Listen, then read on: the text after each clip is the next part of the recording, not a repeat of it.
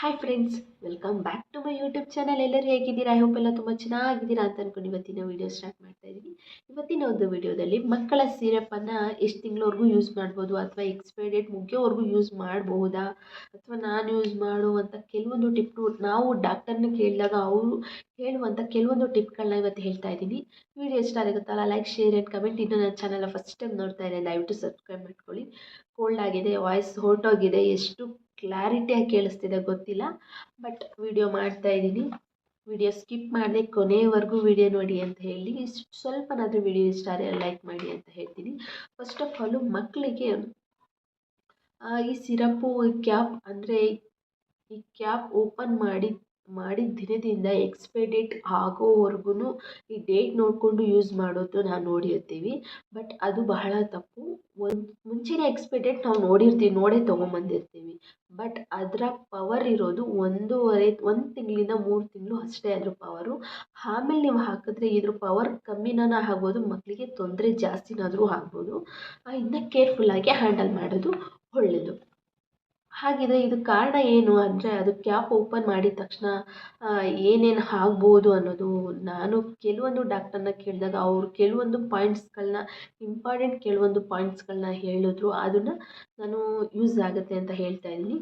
First of all ಅದು cap open ಮಾಡಿದ ತಕ್ಷಣ ಅದು ಗಾಳಿಗೆ ಕಾಂಟ್ಯಾಕ್ಟ್ ಆಗೋದು ಜಾಸ್ತಿ ಆಗುತ್ತೆ.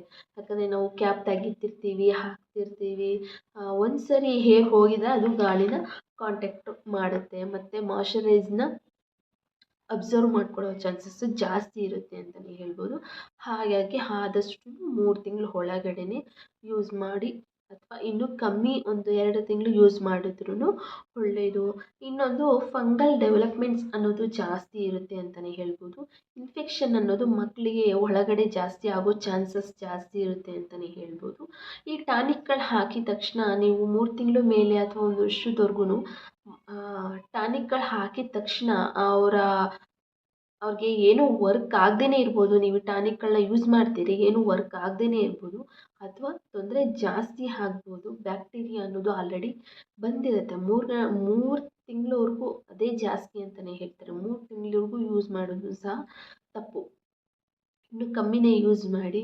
ವರ್ಕ್ ಆಗಿಲ್ಲ ಅಂದರೆ ಬೇರೆದು ಯೂಸ್ ಮಾಡಿದ್ರೆ ಬೆಟರ್ ಅಂತ ಹೇಳ್ಬೋದು. ಆಲ್ರೆಡಿ ಬ್ಯಾಕ್ಟೀರಿಯಾ ಇರೋದಕ್ಕೂ ಸ್ಟಾರ್ಟ್ ಆಗಿರುತ್ತೆ.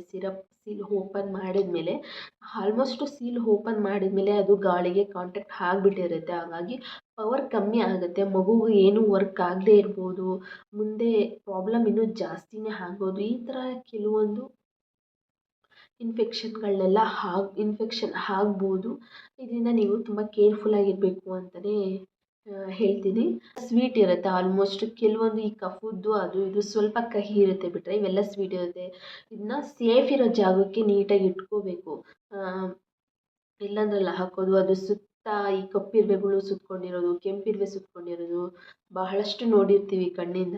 ಆ ಥರ ಎಲ್ಲ ಮಾಡೋಕ್ಕೆ ಹೋಗಬೇಡಿ. ಪವರ್ ಅದ್ರದ್ದು ಆಟೋಮೆಟಿಕ್ ಕಮ್ಮಿ ಆಗುತ್ತೆ ಅಥವಾ ವರ್ಕ್ ಆಗದೇ ಇರಬಹುದು. ಇದ್ರದ್ದೇ ಪವರ್ ಕಮ್ಮಿ ಆಗಿರುತ್ತೆ.